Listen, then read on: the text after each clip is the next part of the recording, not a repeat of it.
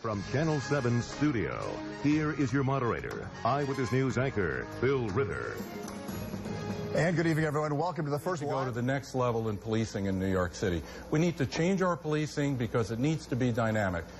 Bill's answer, Bill de Blasio's answer to the issue of the bike riding was that he wanted the NYPD to sit down with bicycle clubs and now over a cup of coffee and talk about this. We're going to keep this city safe, and we're going to do it by bringing police and community back together. In a lot of neighborhoods, unfortunately, because of the overuse of stop and frisk, there isn't the working relationship we need between police and community. We've got the finest police force in the United States of America. We've got the best technology.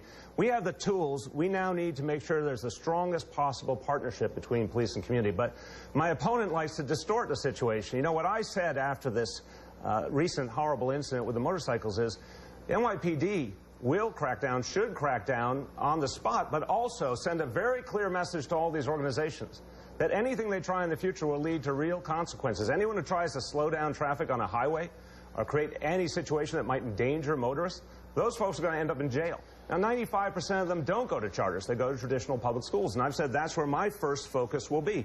That's why, for example, I've called for a plan to tax the wealthiest New Yorkers, those who make $500,000 or more, so we can have full-day pre-K for every child who needs it and after-school programs for middle school kids. But as for charters, that 5% of our school system that's charters, I'll work with them. I've said it repeatedly. Whether they're a charter school or a regular public school, Bill de Blasio has changed his mind and has flip-flopped on this issue. Yeah, this is right out of the Republican playbook. Mr. Lota is distorting the facts. I've said very clearly that we will charge charters that have resources. We won't charge those that don't have resources. Mr. Lota is so often in disagreement with Republicans. It's interesting that he went to the Tea Party on Staten Island and appealed to them to support him, told the Tea Party members on Staten Island that their values were very close to his. It's interesting that, like the Tea Party members of the Congress, he wants to delay Obamacare for a year. You know, when you listen carefully, you'll see that Mr. Lota is a mainstream Republican, believes in more corporate tax cuts and tax cuts for the wealthy instead of what I'm talking about, which is a tax on the wealthy so we can fix our schools. So